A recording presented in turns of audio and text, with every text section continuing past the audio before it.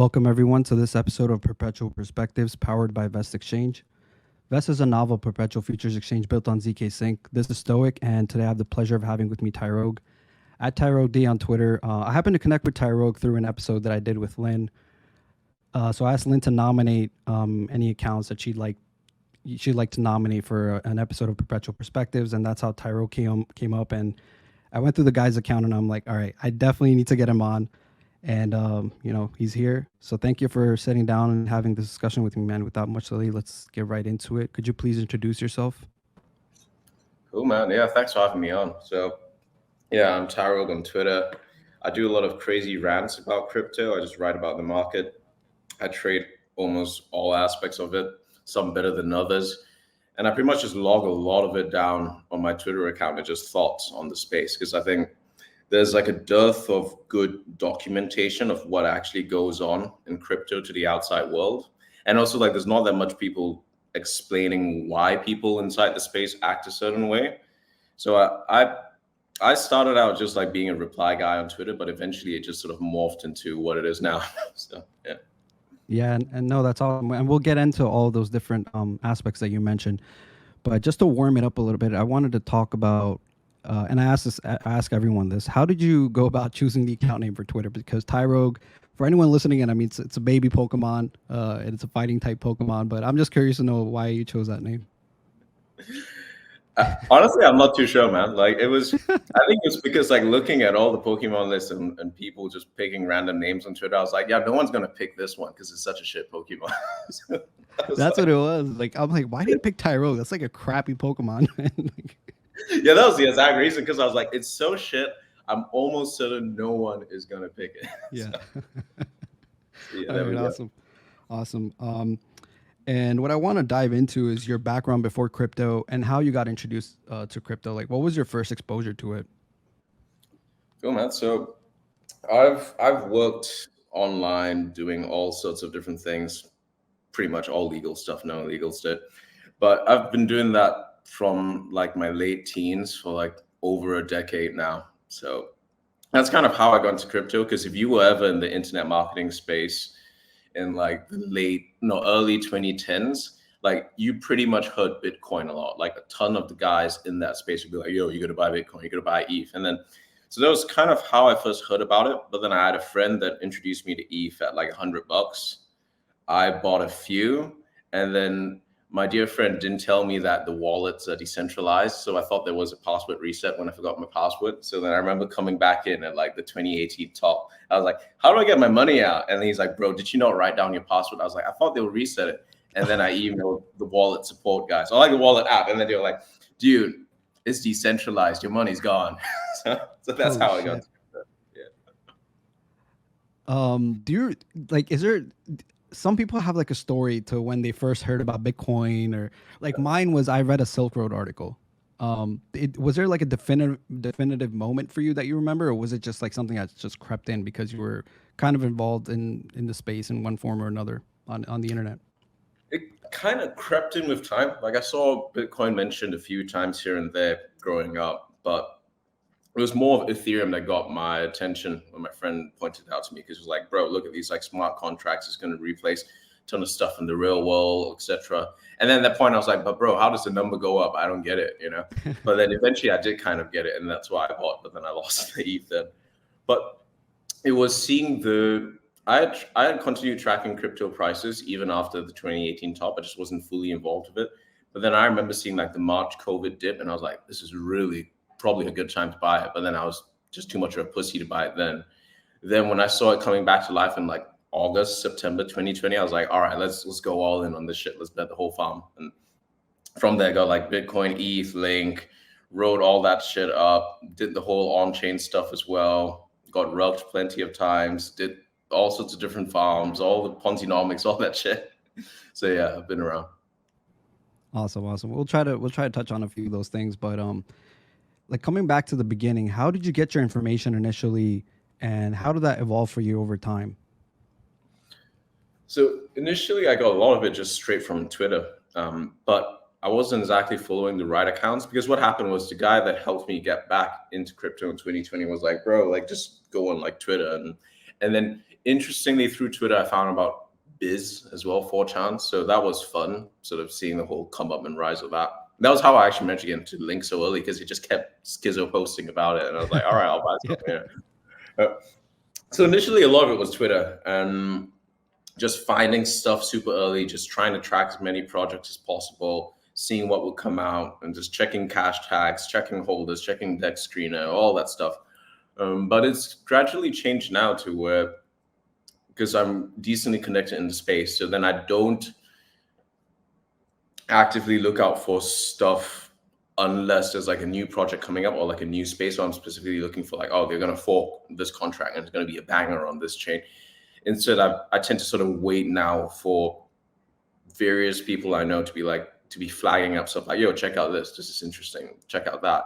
And that's usually how I get my information flow now, which is a bit of a privilege. I know lots of people don't have that sort of network or being plugged into the space that well enough where they can do that. So I'm pretty lucky on that front. Yeah, no, you brought up a good point, and I think we'll touch on this as well. Like, how can someone get to that point, right, where they have a network of people around them that they can kind of utilize? I want to take a tangent here. This is a complete tangent, but we'll get back to all the other stuff. You know, you had this recent post on the Wholeflation post, and which went completely viral, brilliantly written. I wanted to ask you how that came about. Was it like kind of an in the moment thing? Because, you know, I'm a writer as well. I read a lot, and most of my best stuff has come randomly. Like, I don't plan it. It just kind of just comes to me. Like, I don't know how it just happens. But I wanted to talk through like what your mindset was when you wrote that post, and what your general kind of process is when you write these posts. Yeah. Yeah, so it depends. I mean, like that one was a full on just rant off the top of my head. Like, there's some pieces of mine that do really well where it's just that, and there's other pieces where I'll have a thought that I'm trying to elaborate. So, like, if you see, I think I've got one like quiet desperation, how that drives people to gamble and invest. Like that one took a little bit longer in terms of like, oh, I'm going to write out points, I'm going to think about it, I'm going to try and phrase it out well so that I can sort of carry across the idea to the reader really well. But this Wholeflation one was just, I saw the video. I gotta be honest, like I haven't thought about that video since I wrote the post. Like the whole because people in the replies were like, bro, why are you so hard about this? I'm like, I'm not. Like I literally just wrote the thing to get it off my chest, and then I'm moving on, you know. But with that piece, it was seeing that video, I was drinking a coffee, and then I wrote it in like less than 20 minutes. So I'm very lucky in the sense that when I have that sort of flow and that sort of inspiration strike, I don't need to think that much, because I've written so much over the past, over just like the past decade, just doing it for work and for different things, just almost daily. So when I have the right topic in my head or like the right spark of inspiration, it'll just go, you know, and I just sort of let it ride. And then what I tend to do is like, I'll just write a crap ton of words and then obviously just edit it down, try and trim it. And I always sort of go like, okay, cool. You're having fun putting together all these words, all these sentences, you're going on all these crazy tangents, but can the reader actually track what the hell you're talking about? Because there's a really good concept in writing called the golden thread, where from start to finish, someone should be able to follow your thoughts from idea to idea, so that at the end of the piece of writing that you've got, or the end of the argument or conversation, they understand where they started and how they got to the end point, you know. So like if I look at the Wholeflation piece, I obviously go with like crazy words about how it's the death of the world, fiat currency, devaluation, blah, blah, blah. I go ahead and like bash the poor girl and the date and the food and all that stuff. But then in the end, I kind of link it to like, all right, so what's the end result of it? Like what sort of social behavior will this then drive? And then I sort of connect it to going, if we're having a whole society that's kind of losing their morals, losing their way, then it leads to where speculation on things like JPEGs, crypto, and finding alternate stores of value is going to be where a lot of that, not just desperation, but social signaling goes, you know. Eventually we're going to reach a point this cycle where I genuinely do believe we're going to see even more celebrities like flexing like huge NFT purchases. And then guys who didn't buy NFTs near the bottom or like as they were trending up are going to be like, why the fuck didn't I buy them? So, yeah. Yeah, no, absolutely. And you mentioned the golden thread, and I think that showed really well with your whole Phalation piece as well. It's like there's a theme that you can follow, even though you go. It's like a very convoluted path, but at the end, it all Yeah, it's ties in absolutely. together. It's pretty convoluted, and that's the beauty of it. But what I want to also talk about was how long have you been writing? Has this been something that you've been doing since you were fairly young? Because a lot of people read a lot, but they don't write, or vice versa. So, like, what's your how long have you been writing, and how did you get into writing? And I'm sure you're an avid reader as well, so it shows in your writing. So, just wanted to talk about that a little bit more. Yeah, I mean, I was one of those dudes like writing poems for girls and shit, man. Yeah, that's I was one of those like romantics, and then obviously I realized just playing the guitar would work better, so I swapped to yeah, that. But I've been writing since I was pretty young. I can remember being like 12, 13, and just putting together like pieces of words and trying to like string together sentences and describe things. It's always been fun for me. I think like what kind of inspired it was has just been a lot of reading.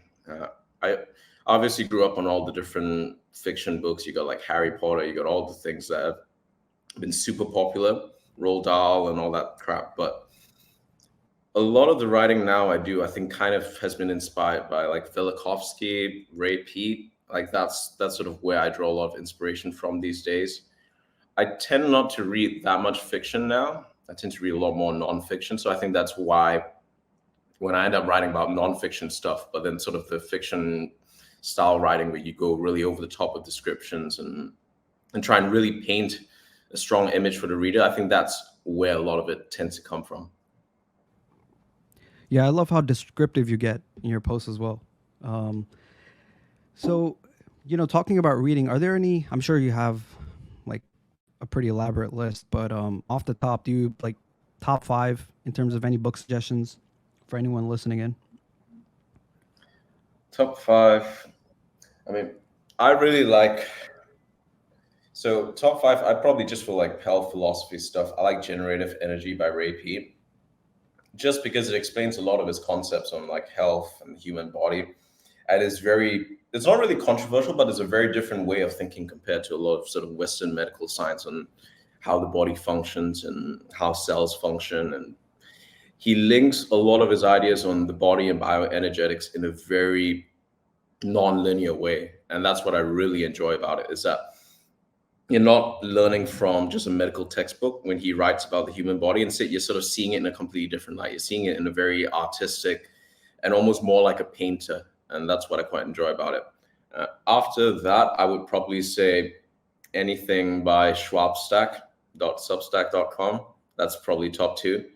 Just because the way he writes about topics, like that's influenced a lot of how I personally write about crypto. But he goes on these deep tangents and he explores all these various topics where people will be like, yo, that's a crazy conspiracy theory. But then at the same time, you go, all right, let's see what proof he's got on it. Let's see what articles he has on it. Let's see how he describes it. And the way that he fleshes out his arguments or his thoughts on various topics and that he picks and chooses for his Substack. Honestly, I haven't seen a nonfiction writer write that well in a very long time.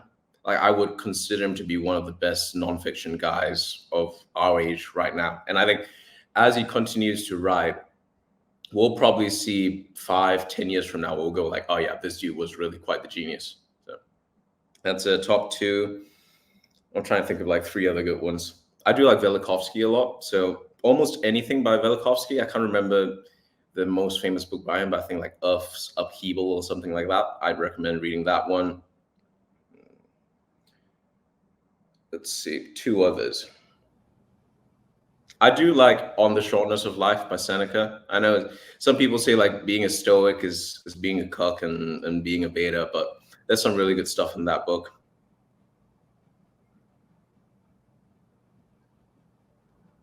I'm thinking of a fifth one. Yeah, you don't have to get all five. Yeah,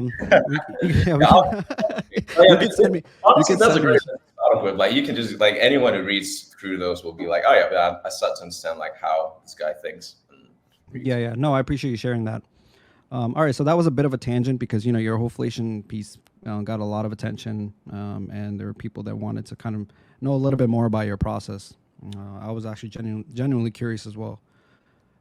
So let's stick back into investing and philosophy, your overarching philosophy as an investor. So John Maynard Keynes has this quote that goes something like, "Successful investing is anticipating the anticipation of others," and he has like this concept. There's this concept of a Keynesian beauty contest that stems from like this early theory in behavioral finance, right? And it basically compared the stock market to a beauty contest at the time, where the winner isn't the most beautiful contestant, but the contestant who the greatest number of people find beautiful. So, what's your kind of overarching philosophy as an investor, and how has that evolved for you over time? So, sorry. So initially with investing, a lot of it was sort of going, okay, crypto's like mega risky. I'm just going to put like a small amount of money into it. I'm not going to fuck around with like trying to go too nuts into it. But then with time and just sort of seeing the returns that you do get when you are right, I kind of find it as it's sort of like a 0 to 1 space. It's like where you can genuinely, if you've got like $500, you got like $700 left in a wallet. But if you actually play your cards right, you can turn that into 50, 100K, even like 200, 300K, even more. And technically as well, like if you are good with doing it on a small size, you can shift it over to centralized exchange, you can shift it over to Bybit, Hyperliquid, etc.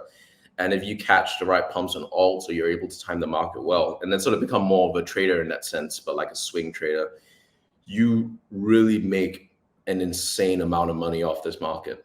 And I think it's quite hard to explain to people how lucrative the returns can be. I mean, like, how can you explain to someone, for example, like the whole new ordinals craze, right? That you could have minted a fucking picture of a node monkey for what was the mint price of the dot auction? I think like 0.03 Bitcoin, and now they're like 0.4.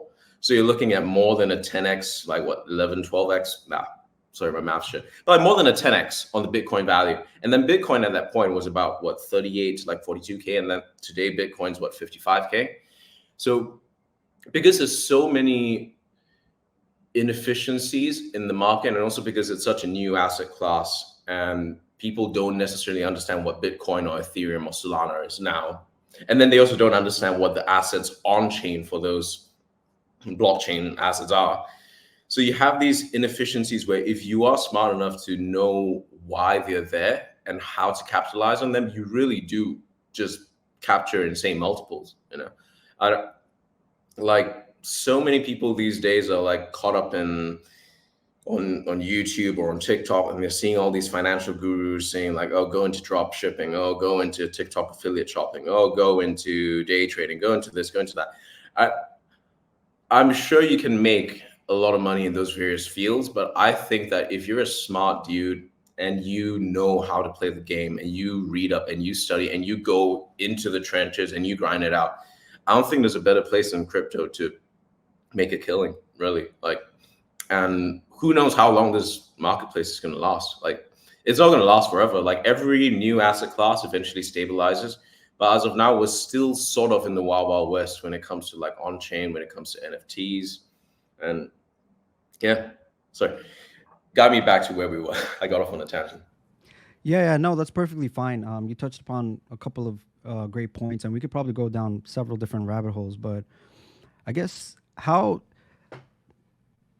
has that evolved? Like, how has that thought process evolved for you over time? Like initially, when you came into the space, like you were just buying whatever, right? And then, what was that learning process for you, like to get to the realization that you have right now?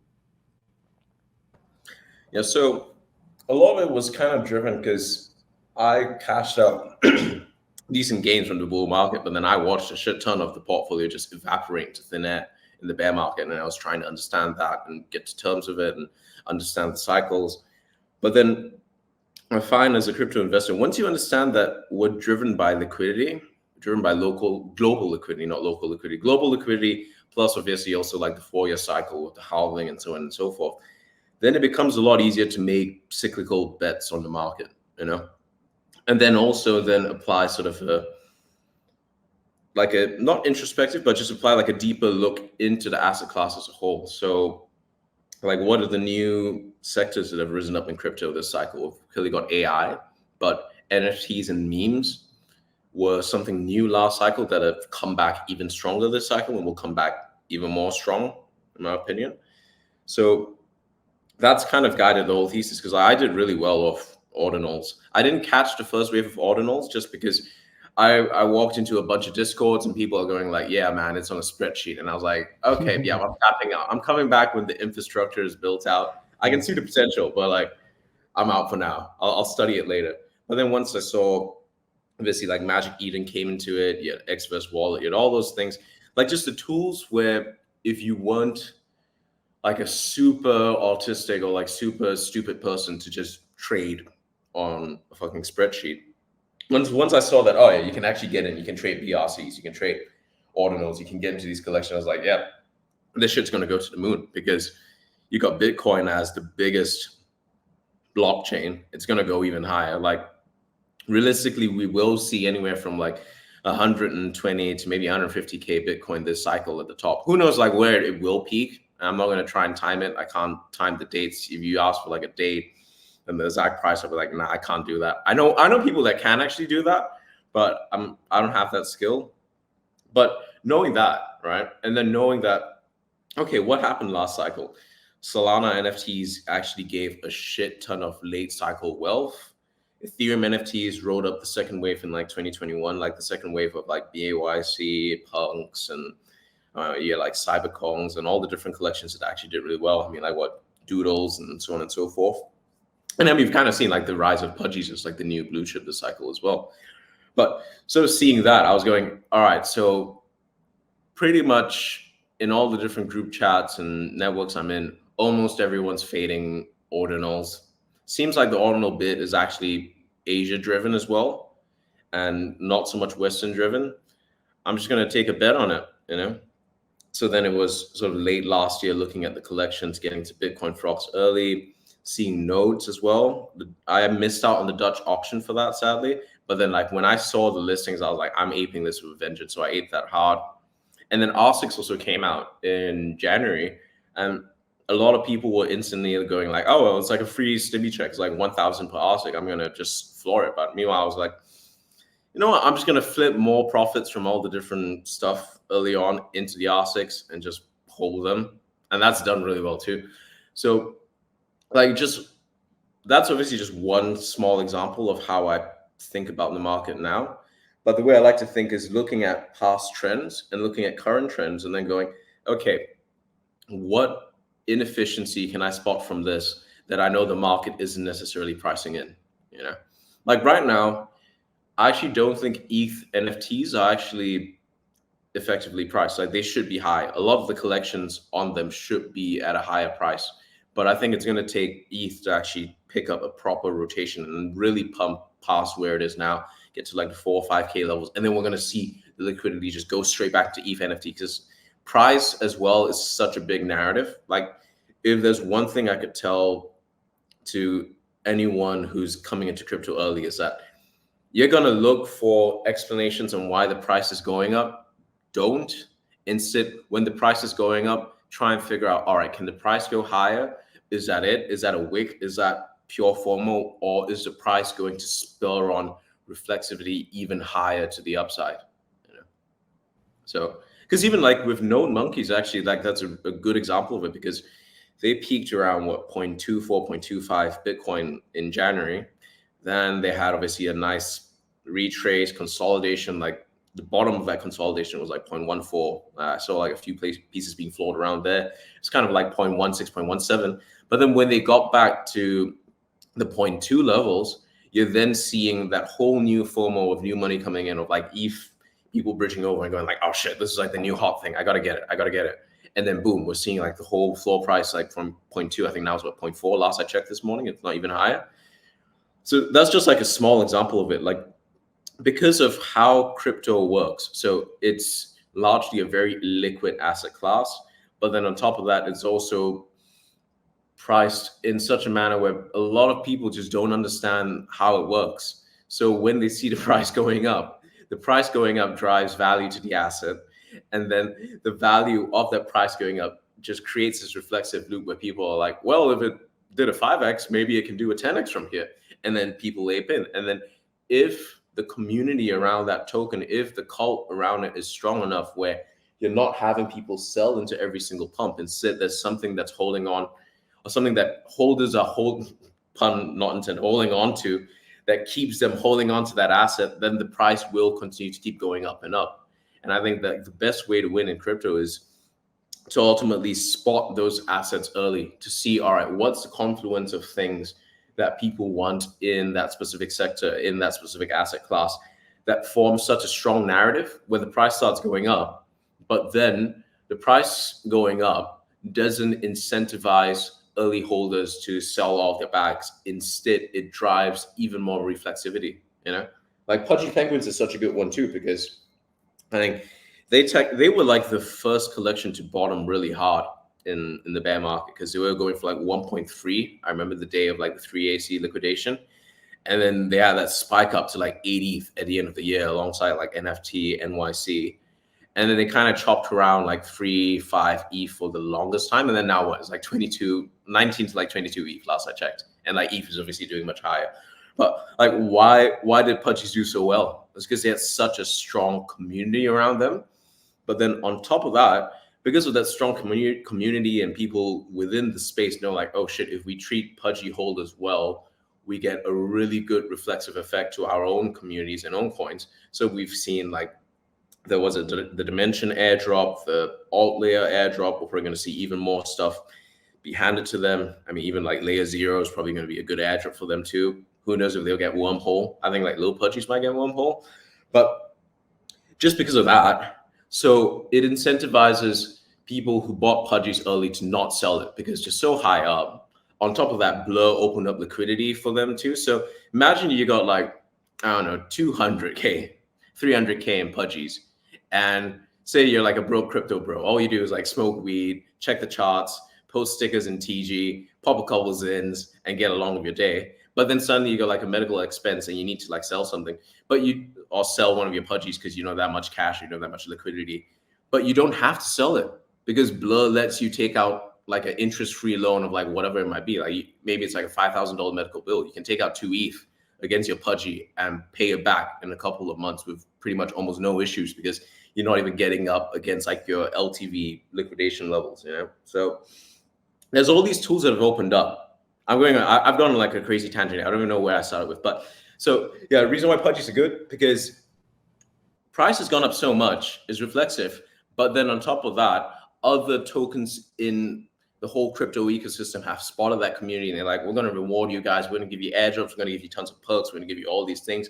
And it's become also a proof of being early, a proof of sort of not even wealth, but then proof that you were here the whole time. Because like now that's sort of like, if you have a Pudgy, people are going like, oh shit, you've got NFT that's worth like what, 60, 70K. But then on top of that, you were either early to it or you've got the money to buy it now. So then that garners more respect. And then now it just leads this whole reflexive cycle. You've got Walmart obviously showing their toys, you've got Luca at the helm of it, pushing it to new heights. But then now Pudgies has gone from, oh, it's just a JPEG to, oh shit, I get airdrops, I got liquidity if I need to borrow against it. I've got all of these perks and I don't need to sell the thing and I can flex. And that's why they've been so successful. And that's why it's such a good example of like, all right, when we're trying to explain what crypto is to someone, like Pudgies is a good one, I could do Tau as well, but I don't know. What do you think? Yeah, no, 100%. I think, it was basically a case study in terms of Pudgy Penguins, and you brought up some great points, right? Price is an advertising mechanism, first and foremost. Second, the early holders are extremely important when it comes to any asset class, right? Especially in crypto. So once price does get to a certain point or it gets to multiples, it's almost, I don't know who told me this, but it's kind of like affiliate marketing. So whoever gets it on the base level, the foundation needs to be strong in the sense where the early holders stay resolute and are in it for the long haul. So those are two things that you mentioned. Then I think you mentioned also like strong community and like that cult like aspect. So this is actually a good segue. We're talking about, we're delving into value proposition here, and I mean, you kind of described it in length, but what are two or three things that you look for when it comes to that arbitrage, when it comes to undervalued assets? I don't know if you know 0x Kuhn or OX Kuhn on Yeah, Twitter. I know his Yeah, so tweets. so I spoke to him a while back, and he mentioned looking for asset classes that are either extremely hated or forgotten about. And so this is a question that I like to ask everyone: is like two or three things that you kind of look for. I mean, this is kind of oversimplifying it a little bit, but just to get your general mindset in terms of how you look at value proposition when it comes to that. So one is like I look for stuff that obviously isn't so liquid. Like Right. a funny anecdote is like yesterday I was in a good group chat, and then some new dude comes in and he's like, "Hey guys, let's gamble on this shitcoin," and then he posts the link, and it's got 2 ETH in liquidity. So I just go, "Bro, there is calling coins and there is sharing shit coins with Yeah, like that you 2 want to ETH. dump you, dump on Like people this when you is dump your not shit. gamble." Yeah. Yeah. So I mean, I'm I'm looking for stuff in terms of like underpriced or like inefficient things. I'm always looking for like novelty, you know. Yeah. If it's a new token standard, like recently I did really well off Ghost. I didn't Mm-hmm. sell the exact top wick of like 1.2, but I Right. did sell pretty close to $1, and I was very happy about that. But the reason why I got into that early was just seeing the new token standard and also seeing sort of the fractal, or not even fractal, but then just like the past experience of seeing what new token standards did. So like Odds has freaking minted millionaires from how well it did because of ordinals, and the Chinese grandmas building up the whole ecosystem of BRC20s and ordinals. Right. But that was a really strong confluence when I saw Ghost come out, and it was super early because I spotted it at like I think in between 1 and 3 cents, and then I basically got in. I saw 1 to 3 cents. Then obviously it sent to like 12 cents, and I was obviously feeling extreme FOMO. But I was like, oh, I'm gonna wait. And then when it went down to like 5 6 cents, I swapped in a good amount, and yeah, and did really well off when it went up to like close to $1. But like using that as a case study, it's like seeing the novelty of all right, new token standard. Not a lot of people understand it necessarily. Like that's one thing as well. Not a lot of people understand it, and at the same time, the token wasn't dying. So that's pretty much like in a nutshell. That's genuinely what I look for. Is like, okay, can this coin actually, or like NFT or whatever it is, can it actually survive pumping multiples? And does it have an exchange of new holders coming in at each level to continue supporting the pump? You know, that like in a nutshell, that's really it. Yeah. No. Thanks for sharing that. And then just to segue a little bit here. We were talking about illiquid shitcoins and stuff, and low liquidity shitcoins. I think it's a good time to pivot to advice for someone with a small portfolio Yep. that's just coming in this cycle. There's like this whole discussion on diversification versus concentration. I mean, I've seen some stuff on Twitter which is ridiculous. With someone with like not like 5 figures, and they have like 20, like they're holding 20 different coins. Yeah. And so, what advice would you give to someone who's coming in with a small portfolio? I mean, we have airdrops, although I do Yeah. think we're kind of getting on the tail end of that entire meta as well. I think in Yeah. the future, that's going to be difficult because of all the Sybil and all. There's like entire Yeah. systems that people have built now. So yeah, just wanted to get your thoughts on that. Yeah.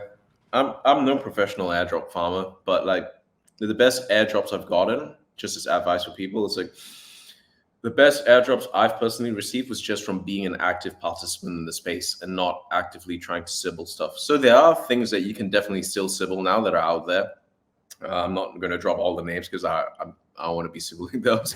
But so there is still the airdrop meta. I don't think it's going to die just yet. I think Right. like this year might be like the final bit of it, but Mm-hmm. we'll see. Because here's the thing: is like we've always said things are going to die, things are going to die, Yeah, yeah, things yeah. That's true. they keep coming back. That's true. Like, and we think about like one of the first big airdrops was what Bitcoin Cash and all like the Bitcoin folks, like Bitcoin holders. It's like I'm sure people then were like, yeah, we're never going to get as good an airdrop as this. And then meanwhile, you had stuff like Uni, you had stuff like 1inch, you had DYDX, you had all the ETH airdrops last cycle, so on and so forth. But yeah, so if you got a small portfolio now, I think you don't want to be betting the whole farm on everything. But I'll try and see if I can find a link to send to you. But there was a really good guide on like how do you get from a few $100 to $1 million on chain. That honestly explains how to do shit as better than I could on this podcast. But the way I do it, if I was starting out from small portfolio, is look for high conviction bets that will give you multiples.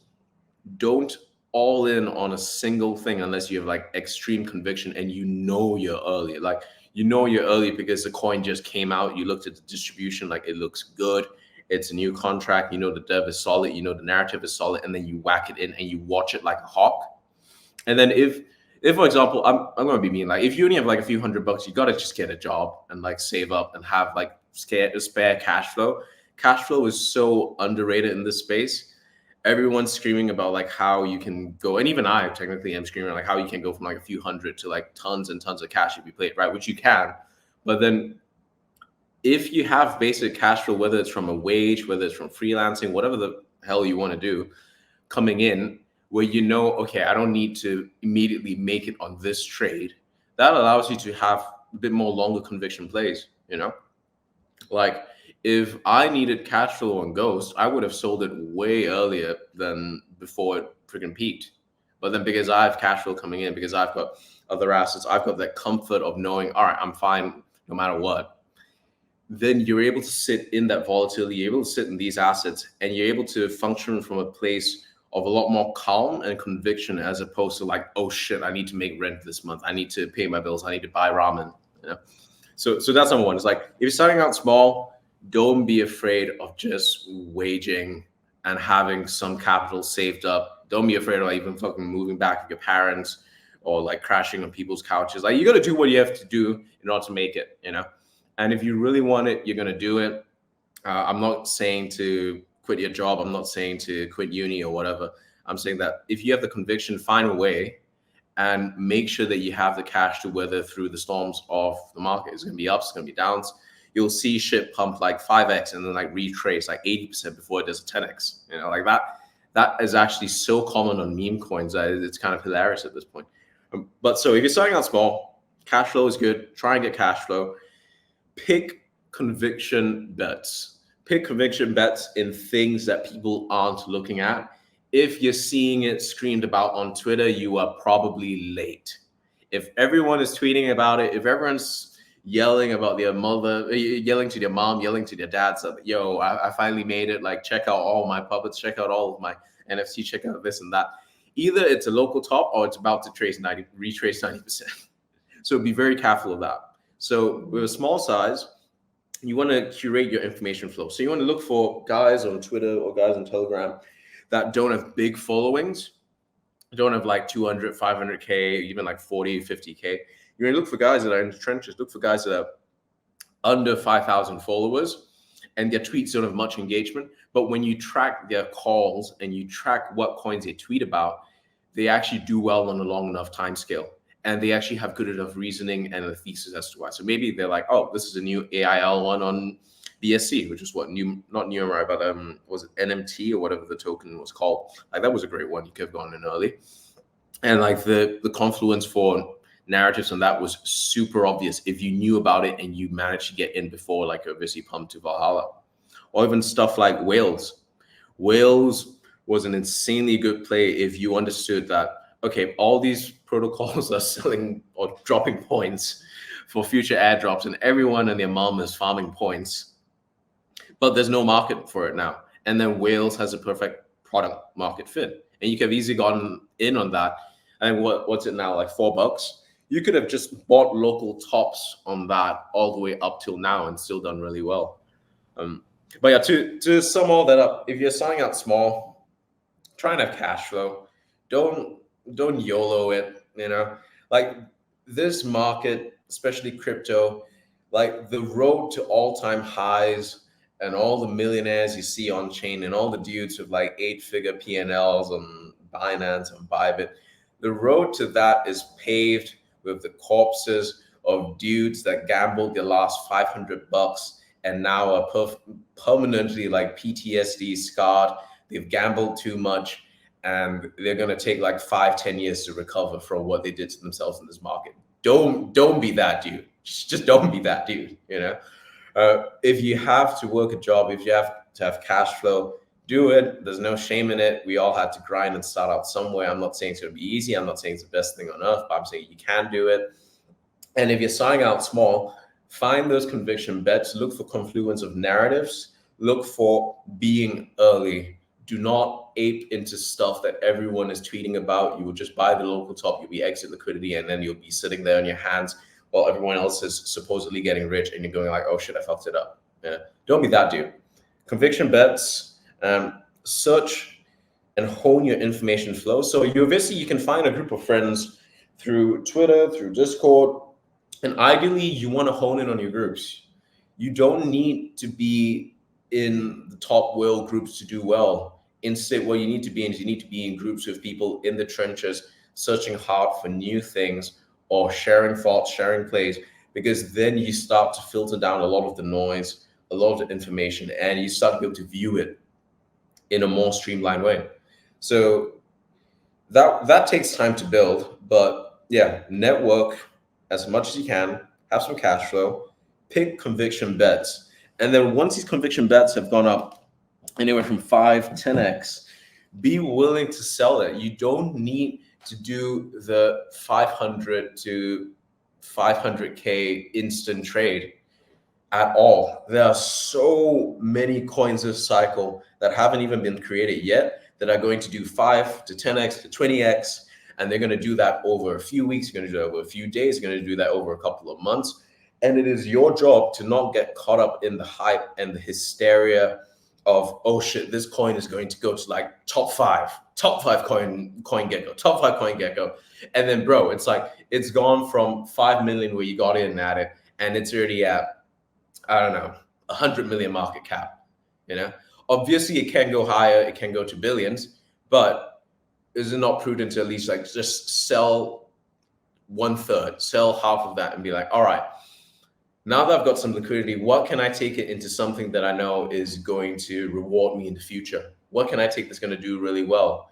And looking and having a list of coins that are going to do decently, and that if you have enough size to just yeet into them, you got like, you say, for example, you go like 50K to like 100K or 150K off like a good shit coin. You can whack that shit into other AI coins this cycle that will still give you a 5, 6x. You do not need to merely go gamble the farm on like every low risk shitter and like round trip it. I've never understood. I've seen so many guys like just go through that up and down, up and down, up and down. I'm like, why do that to yourself? You can, if you've made a couple 100K off a shitcoin or like just a really hot run, bro, you can whack it into pudgies and just chill out for a bit. So like knowing when you're on a hot streak, and then when you've run that hot streak based on conviction bets, knowing when to pause. I've personally got a friend of mine that every time I have a really big win, I actually send him a good chunk of the winnings, and he holds onto that shit until I spot something really good. And it is actually my job to like send him all the due diligence, or like tell him why I want to gamble on another coin, and then he sends me the funds back. So something as simple as that too is a good stop safe measure. All right, I've ranted a lot and stuff. So no, that was phenomenal advice. That was phenomenal detailed advice, and there's so many different directions we can go in. I mean, you mentioned information flow, how important that is, right? Yeah. And then just the psychological warfare when it comes to the space. Like, I mean, if you then throw in the fact that you're making a salary off of it, that makes it 10 times more difficult. So you mentioned the importance of cash flow, and I'm sure you know people like this, and I know people like this from the last cycle. When it comes to this space, it's very forgiving to the upside. So making money is one thing, right? But then keeping it is apparently a completely different skill set. And, when it comes to loss, what I wanted to ask you was, have you dealt with any significant losses, and how did you go through that? And anything that you've struggled with the most, just being in the space, and how have you worked to remediate that? I've taken a shit ton of big losses in this market, and I've done plenty of round trips. I've gotten like liquidation text on my phone from Binance, from Bybit, so on and so forth. So, taking losses is a part of the game, and I would advise like anyone that's coming into it to know, like, if you are running it turbo, if you're going full risk on, there's almost no way you're not gonna take a loss down the line. And it's more not even being mentally prepared for it, but just I think accepting it as that's part of the game that we're in. You know, we're not here for we're not here for like baby beating inflation with the S&P 500. You know, we are here to gamble hard. We are here to go full risk on and make the kinds of returns that if you told your boomer parents about them, if you told you told like someone from World War I, imagine if you sat down like some World War II army veteran that was flying like in the RAF, like flying against the Germans and like bombing Dresden and all that shit, and you're like, bro, I bought this monkey, or like I'm into this monkey for $500, and now it's like 20K. He's gonna be like, what? Yeah. So we're in this space where we are essentially trying to beat so much of the financial markets. So you are going to take big losses. There are going to be times where like you're going to have a good amount of friends show you a coin. You're going to look at it and you're going to see all the confluences for it, but you're not going to see that one thing that's going to fuck you up and make you eat like a 90% loss on it.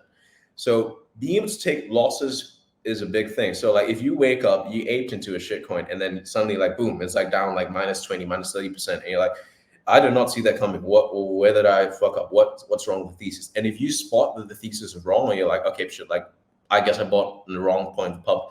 Being able to like cash out at the -20, -30% loss is so much better than back holding it down and praying for a bounce. Like don't ever pray for a bounce in this space. Unless it's like a conviction swing long, and like say you fucked up the entry on it and like it's not looking good because you leave it up on it, but then you have enough margin to cover it. Then obviously you can hang on to it if you got the confluence and the conviction there. But if it's a brand new shitcoin, if it's a brand new narrative for an NFT, and you're like, oh shit, I think I might bought the top, be willing to run for the fences. Like just be willing to literally pivot on a dime and be like, okay, I thought this shit was gonna give me like a 5x. I think it's gonna go down. I'm just gonna take the loss on it and move on to the next one and try and get in early in the next pump. That's a big one. So mental flexibility. You got to be able to just adapt and not marry yourself to a bag. You know, I'm gonna sound like such a dick, but like crypto is like dating multiple women. You got to know how to handle a rotation game. You know, you got to know when to cut your losses, when things are going good, when it's like the honeymoon phase of the relationship, you're getting to know her and it's going really good, but then turns out, oh shit, she's a drama queen, she's this, she's that, she's got bad breath in bed, blah blah blah, and you run, you just get the hell out and you find the next one, you know. And at the end of the cycle, or like at the end of it, always try and return whatever gains you have to like Bitcoin, ETH, Solana, and make sure to like obviously sell the cycle top in like 2025. But sort of taking it back to like big losses, I think that a lot of people get caught up in the psychological factor of like, oh, I've lost so much, I don't know if I can make it back. I think you can always honestly make it back if you have a very good skill set. If you hone in your skill of like, all right, how do I find shitcoins early? How do I find alt pumps early? How do I hone my skills with leverage? How do I hone my skills with on-chain NFTs, blah, blah. You can always find the next one because there's just so much opportunities in this space. So much that like I will talk to people and they'll be up millions on the month. And then I'll tell them like, yo, bro, did you catch this sector? Like I made a shit ton of cash there. They'll be like, nah, bro, completely missed it. So there's so much opportunities, especially now that we're in the bull market. And I think we're going to be in a bull market till like Q3, Q4, 2025. So if you have that big loss, just brush it off as much as you can and keep going back into it. You may have to take like some time off. And I find what's good is if you've taken a loss in a sector, say like you lost on chain, right? Then go onto pubs, go into sex alts and play that for a while and get your confidence there. If you've lost on leverage, then move into on-chain, move into NFTs, like move into something else where it's still in crypto. So you have that upside exposure, but then it's not the same beast. So you're not dealing with that sort of psychological trauma of that for a little bit. And then in terms of like dealing with the actual trauma, if you actually go into, or if we get a bit more esoteric here into like in terms of like the health stuff, I think that if your health is on point and if your brain is really functioning extremely strong, you can brush off almost any loss and actually get back in and like outperform even more literally like a week or two afterwards, and like have an extremely hot streak right after it. Like I've had times where I've taken like a big L, and I'm like, okay, fine. And then what I literally do is like I load up the bath, I load it up with magnesium salts, I take a bunch of aspirin, I drink a lot of orange juice, and maybe I take some theanine, I take some methylene blue. I refresh the brain, and I'm like, all right, okay, I'm gonna examine what did I screw up on this specific move. I'm gonna write it down, or I'm gonna journal it down, blah blah blah, get it locked in, and I'm gonna just completely forget, like completely expunge, and not let the what if come in. Because I find the moment you attach yourself to like, oh, what if I did that? What if I did this? Like, well, you did do it, bro. You didn't do it. If you did it, you'd have that money in front of you. So the best move you can do is literally reset your brain, get yourself into the best state where you're not being affected by it. You're not having the PTSD of it come back in when you click open trade, or when you buy a coin, you start getting like anxiety and your heart rate goes up. Instead, you clear that out, you get your brain into the most strong physiological state it can be, and then you just focus on winning. I sound like a dick a little bit, but like I really No, do no, believe that's one of the best yeah, ways to do it. no, no. I agree with you, and that's phenomenal advice, man. I think obviously the your health and your brain. I mean, they work in unison. I mean, and the thing with losses is like some people will lose money, like have one big loss, but there's other people who will have like one small loss, and then it becomes a streak of losses because of the fact that they have the ego tied to the market. Yeah. And then there's a phenomenal book. It's called Best Loser Wins by Tom Hugard, and he talks about how important it is to be able to accept losses and not having your ego tied to the market. For anyone listening in, I'd really recommend that book. It's a phenomenal book when it comes to Yeah. this subject. I haven't read that book, but a really good trader I know recommended that to me. He also recommended Trading in the Zone. Like Yeah, that's great also a book. really good one as well. So yeah. Yeah, being able to take losses is a big one. And like just not having your ego attached to the market, and kind of remembering, like I think that remembering how funny a lot of it is. Like you I are mean, it's literally ridiculous if you take a step back and look at it all. It's kind of ridiculous what we do, man. Like, it's I mean, we're absolutely just in ridiculous. this I have like bubble. gratitude for it. Like Yeah, we when should be grateful, man. Like, I mean, that's the thing that people. I want to talk to you about this too. There's just like delusion when it comes to the valuation of money in this space, man. Like, Yep. people are talking about 8, 9 figures, like it's nothing, And like, meanwhile, there's people struggling, working 2, 3 jobs, like trying to feed their children, and Yeah, we're man. out here like interacting with protocols, getting 20, 30 grand for like in Yeah. terms of airdrops and stuff. So it's kind of ridiculous what we're doing in this space right now. No, it's absolutely ridiculous, and I think it's because we're surrounded by seeing so many stories of the winners. We don't hear enough stories of the losers. That's number Exactly. one. Yeah. But then also, because it's all on the screen, we don't see the actual tangible value of how much it can change someone's life. And I think because a lot of crypto participants, especially like the ones in the West, so like if you're in a first world nation, like you're viewing money in the sense of I need to have 8 figures so I can get that small house in La Jolla and afford the California state tax.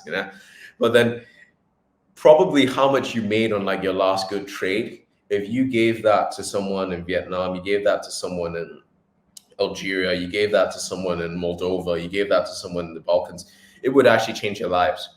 100%. And Yeah. we're not aware of that. And what I always try and tell to like successful crypto bros that I know that haven't traveled much, or they've just been like shelled up, like clicking buttons on the screen, is like, dude, like in a market downtime, like, bro, a trip across Europe or across Asia, or even like Central America, South America, like it doesn't cost that much. Like, how much do you blow on a shitcoin anyways? Like, go out there and get some world experience. Like, go and Right. see how other people live and just chill about it. Like, if you're in Bangkok and you order Grab food and you just tip the driver a few extra bucks, you see how much joy that brings them, because they don't have that much earning capacity. And not to sound mean, but then that puts into perspective, especially if you're gambling so much on shit coins and you're thinking like, oh, I need to make this, I need to make that. It's like, bro, like look how much just that small amount of cash that you gave this dude has made his day. And try and reduce the psychological attachment and ego you have to money in this space, because you're still technically early enough to make a good amount of wealth from this cycle. I fully believe that.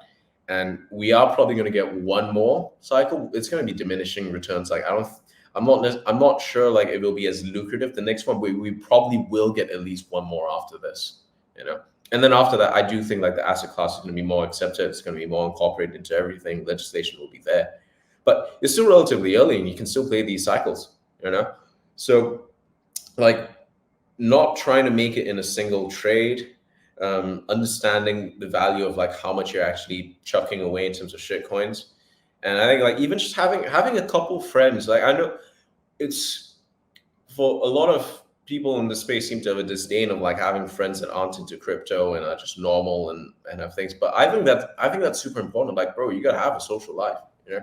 Yeah, it If you puts don't things have, into perspective, right? I mean, yeah, we're in this space, we're in this bubble, and you're only interacting with people that are in this space, like, and it's also electronic in nature.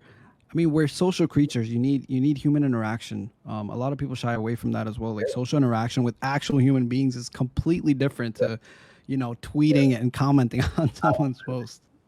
and to add on to that as well, it's like, so you're surrounded by a screen all day. You got a shit ton of blue light. Something I can recommend to all you guys, if you don't have it, is get a red light. Get a red light by your desk.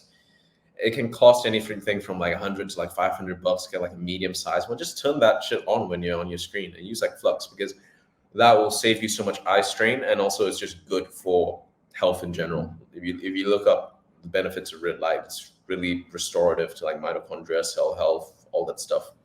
So, and also take like calcium supplements, like drink lots of milk, because actually being in front of a computer screen, the EMF stuff interferes with like, I can't remember the exact mechanism, but it interferes with how calcium is actually absorbed by your cells.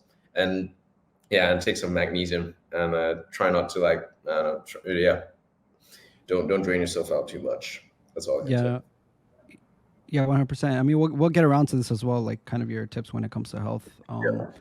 But you were talking about the cycles as well, so let's get into this a little bit. The first thing I wanted to talk to you about was what are some narratives that pique your interest currently, and how do you gauge narratives in general? I mean, we basically touched on this earlier, but if you want to get into it. So with narratives, stuff that's going to run up now, I still think like the astronomical like giga pico top of like NFTs is yet to come, you know. But I think Bitcoin NFTs are still going to do extremely well this cycle. Like if we get any sort of retrace, honestly, you should try and get exposure into the top collections there. You don't need to have a node if you can't afford it, but a couple of puppets is always good. You know, I think R6 as well is not to be faded. Still narratives there. AI is still not fully bubbled up. We've seen like the test pump on WorldCoin, we've seen like the test pump on stuff like Tau and all the different AI coins that have come up, but it's not yet there, you know. And I think like as much as like some people in Tau are really annoying and some people in Tau are also really smart, it's like that coin is just gonna keep rocketing up to like at least I don't know, top 20, top 30 this cycle, possibly top 10, who knows, you know. But like because the narrative on Tau is just so strong, and I've seen it convert so many people that wouldn't ordinarily buy a coin eventually submit and buy higher. And I think due to how the tokenomics and the distribution and how it was initially mined and the whole narrative around it like that, that's pretty much like a cycle winner if you can just put in a lot of size into it. That's my honest take. So with AI, you're basically the winner there, but then there's going to be so much catch up or beta plays in terms of the shit coins, in terms of the infrastructure things. Like OLAS is such a good example, man. It's like if you saw Tau rip to like 100 and you saw it like going OTC, like I did at like what $5-8, and then didn't get in enough early at that point to be like super happy with it. Like OLAS was an insanely good catch up play where you're going like, oh, this is new AI tech. Who cares about the tokenomics, new coin, lots of research, boom. And then you get in at like what, 12, 15 cents. Even you get in $1. What's it now? $7? Yeah. So AI is going to keep giving rippers like that. And I think the leaders are going to continue giving multiples. Like you can't fade those coins. And NFTs as well. So pudgies have proven themselves to be the winners. I think there's going to be a couple more that will rise up. Like you could almost view like pudgies as the punks of this cycle, but then we're looking for now like the BAYC or like the new communities that will rise up when we have that break of all-time high and even more retail comes in, and then we're seeing even more hype, and then we see these communities rush around and build up to like NFTs. I'm trying to think of other stuff beyond that. So obviously pub dexters are going to be a big narrative. We're going to see new DeFi protocols come in. So Peas has a shit ton of potential because it's got a cult community around it. It's got a really interesting mechanism where obviously it benefits off the volatility of assets, and you're seeing people interact with the protocol and actually build pods around new coins that are coming out. So that's something not to fade as well. So looking for within DeFi, new and interesting protocols that aren't just repackages of what happened last cycle, or if they're repackaging's enough where people don't realize it's a repackage and instead are like, oh shit, this thing can go to like a 4 billion market cap. This thing can go to like a 10 billion market cap. Like I can't remember the exact market cap peak for something like Ohm. I think it was like 4 or 5 billion, maybe more. But that's going to happen on an even wider scale with DeFi protocols this cycle. Like I know we love to talk about diminishing returns. I do think that we're getting diminishing returns on majors, but I don't think we're getting diminishing returns on the asset class just yet.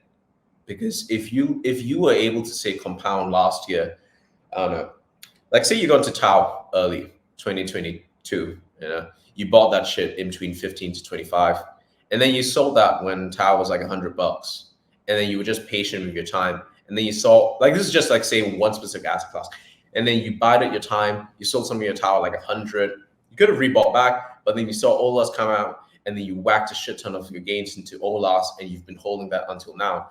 It's like you've outperformed a shit ton of people, and you've still gotten so much gains and returns.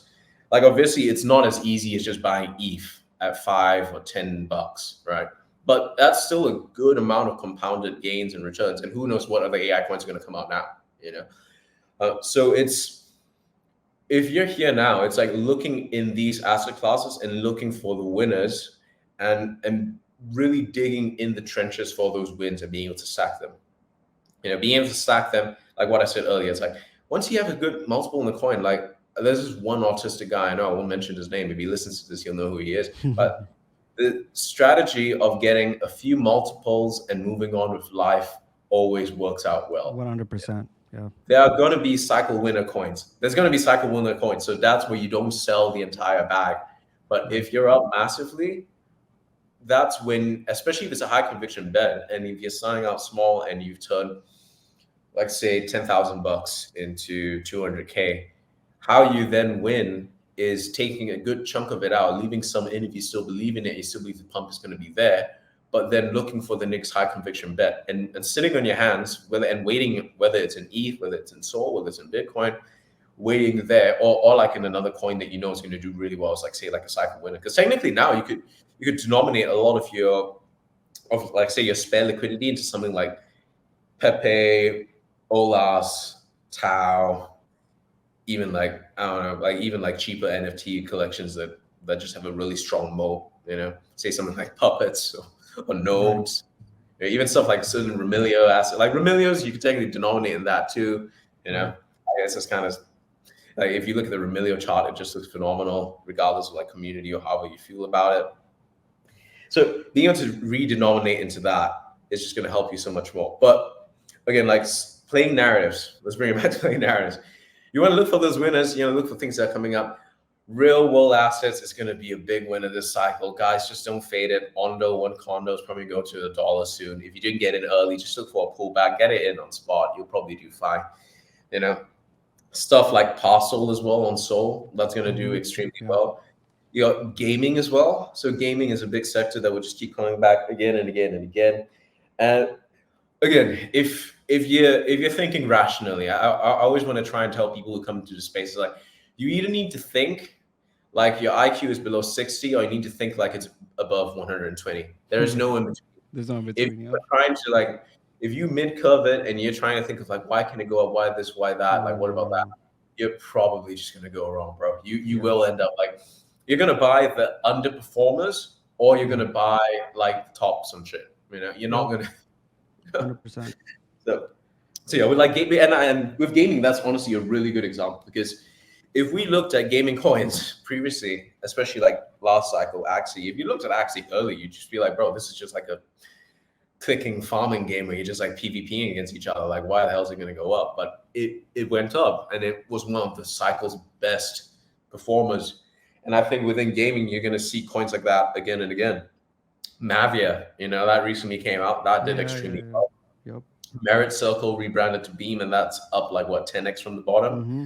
So that's also like another sector where, again, and how do you play all these different narratives? It's one, if you have a community around you, you will have guys that will be able to spot on those different things, but also try and have this top-down view where even if someone asks you about a sector, you kind of know at least what the big winners are in there. I don't know all of the gaming coins, but if you talk to me, like I already know like what's been doing well decently there. Obviously, yeah, like Pixel come out recently, Mavia. You also had stuff like Merit Circle, the rebrand's done really well. And then on top of that, you got coins on Merit Circle that have done decently well too. And like it's branding to like all new L2, L3, whatever the heck they're doing with that, So having a top-down view, knowing these narratives, but then also knowing the top cycle, the top winners in those currently, gives you so much more edge, because then when you play these narratives and you win big from one sector to another, you can then rotate into them. Like what I was saying with like Tau and OLAS. Imagine you won big on OLAS. Say you got into it, you saw it like 5. You're like, okay, it looks like a little bit of a local top. I'm gonna shave a little bit off. What happened a few weeks later? Ondo came out, and Ondo was at what, 12, 20 cents, and now it's like what, 40, 42 cents, 42 cents. Yeah. So it's as simple as that. It's like if you keep track of these narratives, you can then spot when, okay, it's run out of steam, but these are the winners. It's probably going to make a new all-time high. I can rotate some of it into there. I can DCA, I can swap in so that I've got a decent price average and I'm not too caught up in the volatility. So playing the narratives means, well, obviously, like I think like the narratives this cycle are just so obvious at this point. So AI, real assets, gaming, and then L1s. Obviously, the L1 trade is not going to die. We're going to have more L1s come out. Knowing those and knowing when the winners of those are coming out, so like hype launches that are emerging, but at the same time also knowing the winners in those specific narratives and being able to rotate between the two. Just literally chart them against each other, chart something like, if you can, or like at least just measure the price of like, say like Pudgies versus, I don't know, Ondo, or something like Tia versus, I'm trying to think. Yeah, Tia versus Ondo, Tia versus, I don't know, like the AI coin, stuff like that. And then you can then see the rotations and sort of know, okay, this is when I can trim some exposure and I can rotate in and out of it. And that's probably the best way to play narratives, because narratives will rotate the cycle, especially when retail comes in. They'll be, because people are saying now like retail's back. I think a lot of this move is still TradFi driven. It's just the ETF inflows. We are in a bull market, but in my opinion, retail always enters after the all-time high break. Like retail starts coming in a little bit beforehand, but the real euphoria starts after that, and that's when the real craziness starts.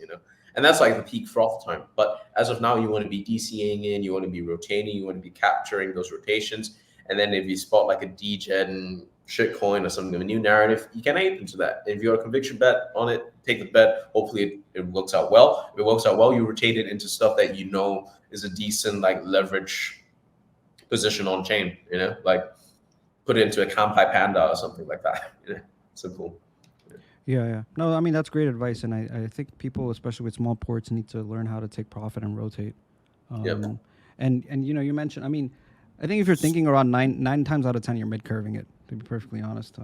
So most people listening in, it's really easy to mid-curve things when you start really trying to figure out why is price going up, and like it's up way too much, and those kind of questions. Like it goes back to like the Keynesian beauty contest. Like it doesn't matter. It doesn't matter if everyone in the space thinks this is going higher, it's going to go higher. I mean, like the best example of this, guys, is like look at Ice Spice. Is Ice Spice really that attractive, guys? Exactly. Is Ice Spice really that hot? Is Cardi B really that hot? Is Taylor Swift's music really that great? Like after the Fearless and Red album in 1989, I think she was on a bit of like a downhill spell. Like it's not. I agree with that. Yeah. But people still like that shit. Don't make of it. Don't make of it. If it's going up, I mean, they have cult followings now, right? I mean, there's basically cults now. Like people follow Taylor Swift. Study stuff like that and just extrapolate it into crypto. Like don't be the dude that saw the winning altcoin or NFT or new L1 after it pumped 50% and be like, you know what, it's pumped too much, and then it rips 5x. What's the point of that? It's Yeah, like, 100%. and the best way to not mid curve is honestly just to look at, all right, what can drive the price to go higher? What is the trade? And really just boil down whatever you're looking at in a coin to like as simple a thesis as you can. You know, like I got a DM from some dude. He's like, bro, do you use TA? Do you use indicators? Do you use this? Do you use that? I just replied, bro, I trade with my balls. There you go. There you go. I mean, it's all about keeping it simple, man. Like people overcomplicate things way too much, right? And it's Yeah. also about understanding. There's a lot of tools out there, but it's about understanding what tools work the best for you, and keeping it as simple as possible. People tend to overcomplicate things way too much.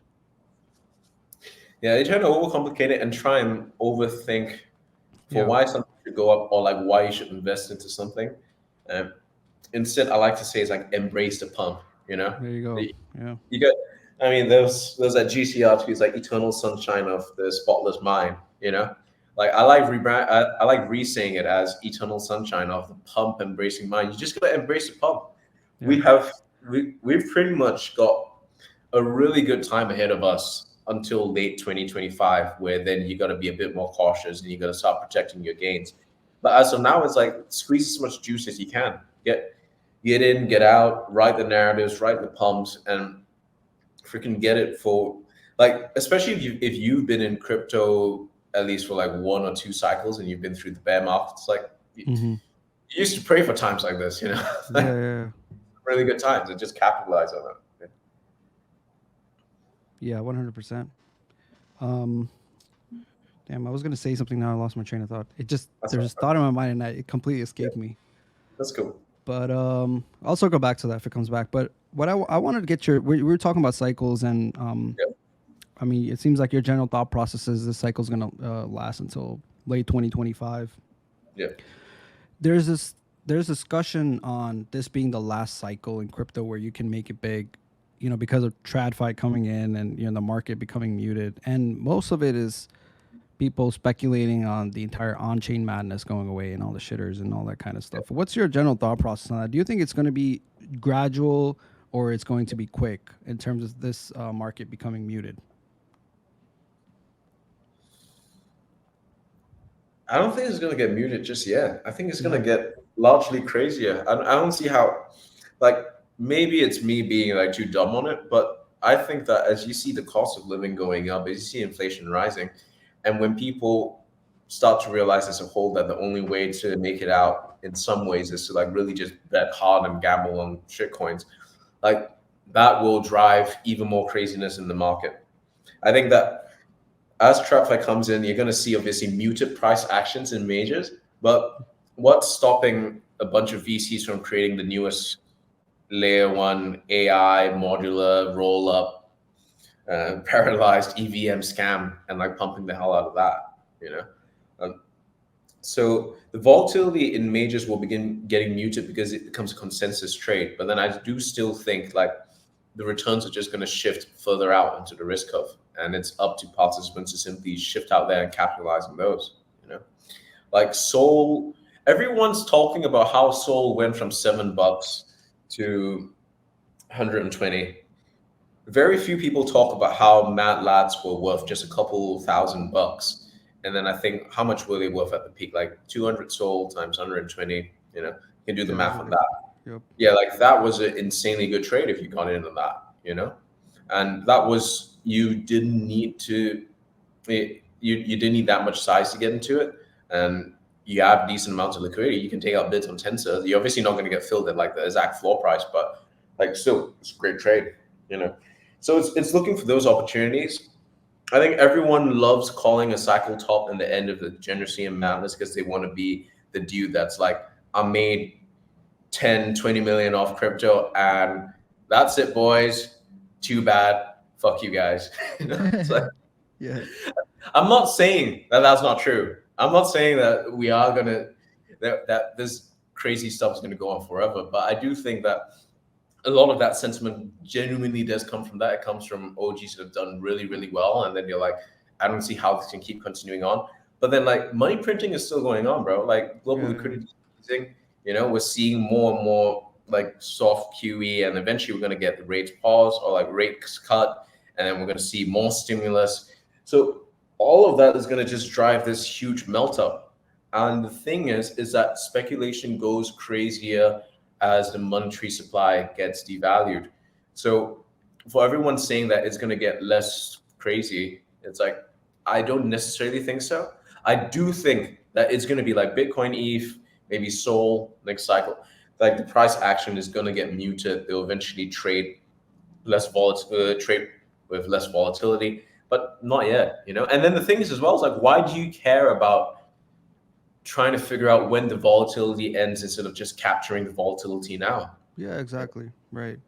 Like Just that's focus on what's in your control. You're here to make money, man. Just focus on that. Like focus if on you're the trying to bag. forecast, yeah, focus on the bag. You have all these people like trying to forecast and talk about macro cycles and all this stuff, and it's like just focus on, you're here to make money. Focus on that. Yeah. Instead of trying to forecast like a decade or 5 years down the line. What's really the point of that? Be honest. In my opinion, it's like there's very little point to that because even with like AI, who was going to tell you that Sora was going to be so good in like a year, and who knows Yeah, what yeah, it's going to be like exactly. in like 5, 10 years, you know? Right. So yeah. Yeah, 100%. Um, all right, so we talked about the market. We talked about your takes, narratives, advice for people with smaller ports. Covered all of that. Usually, what I like to do towards the end of the pod episode is talk about, what your typical routine is when it comes to, your current typical routine when it comes to your day. So nice. So daily routines. Rock out of bed. I usually end up checking just the group chats, charts, Twitter, TG. But usually, like the order is like sort of like going through Discord, then TG, Twitter, charts, new coins, just reading up on all of that usually. That takes me like 20, 30 minutes at the start of the day. Just basically get plugged in because sometimes there will be genuinely things where I get up out of bed and I know I need to ape into it immediately, or I need to open this trade, so on and so forth. And so that's usually why I do that. After that, get out of bed, stretch a little bit, do some yoga, some calisthenics, brew a coffee, drink the coffee, meditate for about 20, 30 minutes in front of a red light. And yeah, then I've got work outside of crypto. So usually I spend a couple of hours doing that, a few hours checking in on chats. And after that, yeah, just seeing what other new coins have emerged, discussing things with people, looking for new plays, and just having a life outside of crypto too. It's like it's not 24/7 for me. You know, I think you really like. I'm gonna get a shit ton of flack for this, but I can see both sides of it. It's like, yes, you should be sacrificing your weekends. You should be grinding in and like just capturing as much volatility as you can. But at the same time, like you gotta have a life, man. You know, I think the worst case would be you wake up in your mid 30s or even like your 40s or whatnot, and then you realize that a lot of the money that you worked for, that you built, couldn't replace certain things that you completely missed out on in your youth. And I think like this happens to a lot more people than they want to admit, and not necessarily in crypto. Like just look at different fields. You know, look at like I don't know commodities traders. Look at like dudes in corporate. Look at like doctors and all sorts of people that have done well in their careers, but then when they turn like 50, 60, their life's a mess. You know, so you really don't want to be that dude. Yeah, and I think with crypto, it's you got to know your style. So if you're a dude that's on leverage, on sexes, you're scalping, you're longing, and you got to be grinding in and like tapping into that hot coin, just capturing the candles, and that's you. But then if you're a dude who can spot narratives early and you just like to go with size on new coins, on new assets, and trade those for multiples, that's also you. So knowing your style and then structuring your day around that is how I like to do it. But then also, obviously, just having a social life, having things to do, have activities. Like you can go to the gym, go to an MMA gym, do some boxing, kickboxing, I don't know, do some dance, If you're a crypto bro and you got no moves, no coordination, just go to some partner dance for a bit, it'll help your social life. You probably make friends through it. You probably talk to a girl. So, Yeah, no, that's but phenomenal advice. I think movement's so important, man. Movement's life. So incorporating some form of movement, like it's like you said. I mean, MMA, Muay Thai, like do something, work out, cardio, do something, get moving, have some social yeah, interaction. Those things are so important. those things are super important, and they just put a lot of things into perspective. 100%. You can't be mad that you lost like 20, 30K on a shit coin when like someone's trying to kick you in the head. So, Yeah, exactly. yeah. Exactly. Yeah. But I like, there's this quote in Trading in the Zone. You mentioned the book, and it goes something like, randomness is unstructured freedom without responsibility. So I think structure is so important. And you mentioned, meditating, doing calisthenics, and red light therapy and all that stuff. So we could probably get into a fairly nuanced discussion, but I want to have you back on because there's a lot of different discussions that we can have. But what are some 5 simple things that you would suggest someone listening into, that they can do to improve their either cognition or their physical well-being, something that they can start doing today? I mean, yoga is great, and I just find like a 15 minute yoga video on YouTube. One of like a hot girl, so you want to watch through and do the whole thing. Just do that. At the start of the day, it's really good to just move the body and get your nervous system primed. Like out of all the exercises that you can do, like yoga, kettlebell swings, like those two will cover a lot of bases. Obviously, you can go to the gym, you can do like starting strength, you can do all the barbell stuff, you can do squats, deadlifts, your bench. But in general, I like just doing yoga and calisthenics because like I don't care that much about going to a gym too often. To me, it feels like a waste of time to like walk all the way down there, rack up, and do it all the way back because I feel like a decent home gym setup in my own place. But so sort of 5 things you can do. Yoga, I definitely recommend that, especially because if you're sitting a lot, you're going to be in a lot of pain. If you have bad neck posture after this cycle, like you're going to end up with a really screwed up neck. So don't let that happen to you. In terms of like eating and diet, there's so many different things you can advise people on, but it's like just try and eat whole foods. Avoid processed food. Don't eat too many deep fried, spicy, salty things. I mean, salty things are kind of fine, but you know what I mean. Like eat whole foods and don't go down like any weird diet cults. Like there's no need to go down the carnivore diet. There's no need to go down like keto diet. There's no need to go down like low carb, intermittent fasting, all that shit. Just eat normally, eat plainly, simply, and you'll be fine. And if you have like gut problems, carrot salad, the rapeseed carrot salad is really good for that. That's like the one thing I advise people to try out. If you got like brain fog, that's also a really good thing for it because the way the salad works is that because you got these long strips of carrots, and carrots are really good at sort of scraping out endotoxin from your gut and from the small intestines. So that will help you with just general brain fog and clarity of thought. That helps a ton. Just try that if you're suffering with anything. In terms of like supplements, just take vitamin D. A lot of people don't have enough vitamin D. Get as much sun exposure as you can, but vitamin D is good.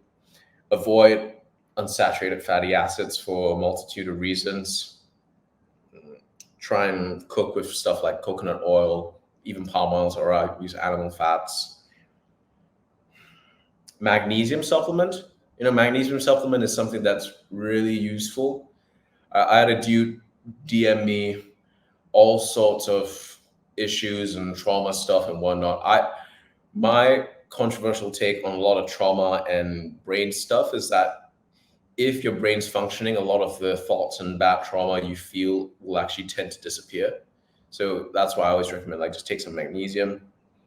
And if feeling stressed, I was like telling folks like if you're really stressed out, like magnesium, maybe like 300 milligrams of aspirin, some orange juice. If you can't do orange juice, like have a full sugar Coke, that helps with your brain to sort of give it the sugar it needs. Also really reduce some of the inflammation. It's also anti-stress. Magnesium also helps with relaxation. You can throw in theanine if you really feel like you need it. But like just those 3 will have you feeling a lot better if you're really stressed out. So yeah, agreed. And then also just remembering that your brain state is dependent on your diet and what you're doing to your body. If you're really stressed, if you took a big loss, or if you don't know what to do, if you're trapped in a weird state, get out, get moving, have some fruit juice, some aspirin, move around, try and open up your perspective. Yeah, no, those are phenomenal. That's phenomenal advice. I mean, the one thing that I do also see is like people taking all the supplementation, working out, their fucking sleep is shit, right? And it's like, Oh yeah, and like bro, bro, No. forget everything else, right? If you're not sleeping properly and you're like putting your body under stress, you're It's a working recipe out, for you're taking yeah. cold showers, you're just like you're throwing off your cortisol. Like it's focus on your sleep first. And I like to get your thoughts on that as well. Like a public Yeah. service announcement for anyone listening in. Yeah. Sleep. Make sure you're getting like 7-8 hours. Make sure you're getting 7-8 hours. If you're doing like 4 or 5 hours because the market's hot, like take like 20-minute naps. Never hurt anyone. I Yeah. think as well, like being wary of cortisol is another thing. So a lot of guys love their cold showers, love their hard workouts and all of that. If you overdo those, you actually drain your body out. Mm-hmm. Like Yeah. in traditional Chinese medicine, there's a concept of like Jing and Qi within the body. Yep. So in within those sort of tenets, like stuff like sauna, stuff like cold showers, stuff like really extraneous workouts, that can actually drain your kidneys and drain the jing and the kidney essence, and that leads to a ton of other issues like digestion, your spleen, your prostate, and tons of dudes actually suffer from kidney deficiency. It's a really common issue amongst like young guys. Also, just like jacking off too much drains your kidneys, so that's why a lot of dudes struggle with it today. And also Yeah. COVID number on people's organs, so that's a whole other thing. But yeah, so my my controversial thoughts, not really controversial thoughts on that. It's like you really shouldn't over stress the body that much. Stressful workouts are for healthy people. You don't work out hard to become healthy. Becoming healthy is a separate, entire objective. Well, it's a completely separate thing to actually working out and exercise. In my Agreed. opinion. No, 100%. Yeah, people think, oh, if you have a six pack and you're shredded, oh, you're healthy, but that's not That's the not good. case. That's not That's the case. that's definitely not the case. Yeah. I'm a pretty shredded dude. Like my body fat's pretty good. I'm in good shape, decently strong, but like my health wasn't that great, and like COVID did a whole number on me. Yeah. So like, and I know a ton of people like that. So there's actually there's a very good book on it. I think it's called Insider Trading, not Insider Trading, Insider Training for instance, Insider Training, and it's by that guy who runs like the Fishy Business Twitter account. I can't remember his whole name. That book is insanely good I'll have to on check that breaking out. down I'll have to check that out. why like too hard workouts can be a bad thing, things to avoid, how to actually work out, how to actually have a decent diet. Like that's that.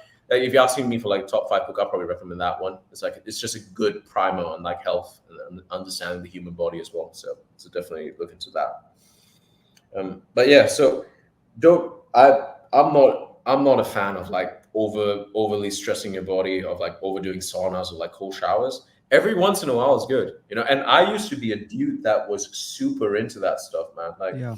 my cold tolerance is actually really strong now, and I can still push my cold tolerance really high, but I just choose not to because I know it's draining.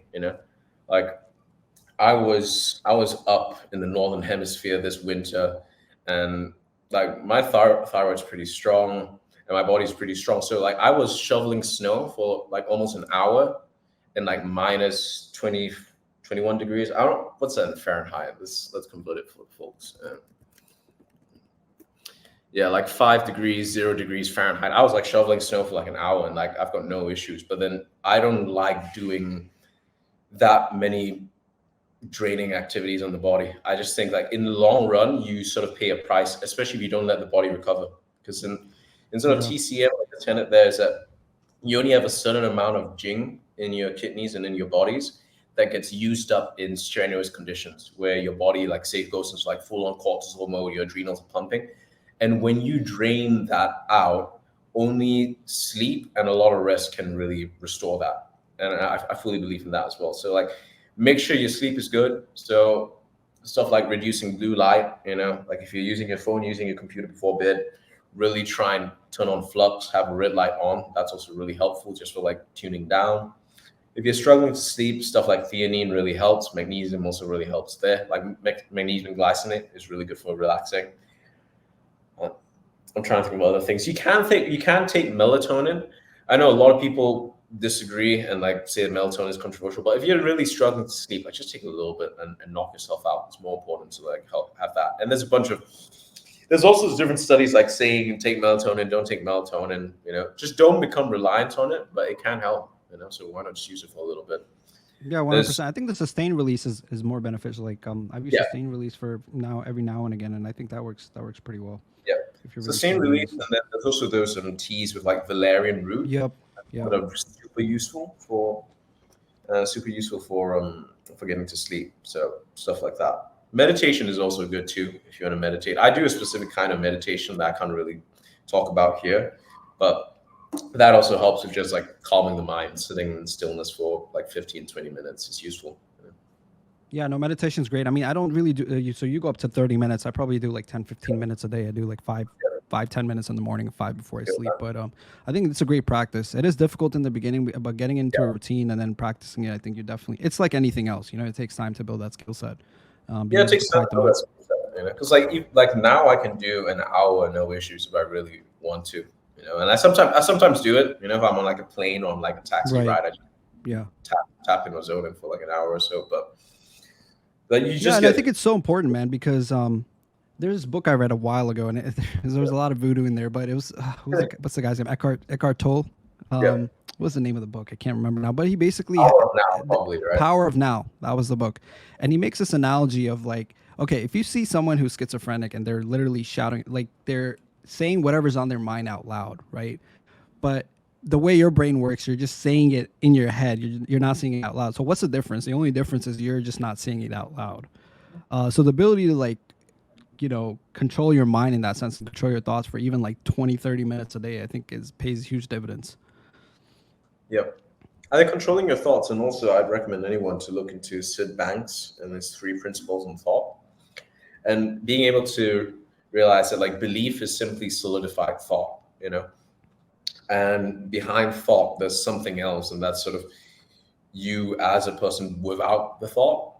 And if you're able to have that detachment from your thoughts and your beliefs, you can start seeing through a lot of the things that you may think about yourself, about other people, about how you feel about, say, your market performance or even like your life in general. A lot of those things start to fade away because you're going, oh, wait, these are just like beliefs and thoughts that I hold about myself. And I Right. can look past them and I can see myself for what I actually am, or I can see the world for what it actually is. So that's also something I recommend people to definitely check out. Yeah. I mean, that's a huge subject, man. I definitely want to bring you back on to talk some more about some of these things. That'll be great. I think we could probably talk for a long period of time, but we're at the 1.5 hour mark, and time Yeah, basically just flew by. that's good. Um, yeah, I just wanted to wrap it up, and what I wanted to ask you was, I mean, we've covered so many different things, but towards the end here, do you want to? Is there any advice that you'd like to give anyone that's listening in? Some basic things.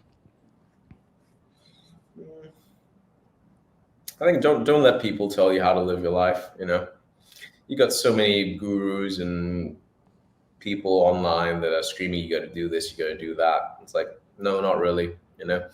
You got to do what works for your unique situation in your country, in the language you grew up speaking, in your culture.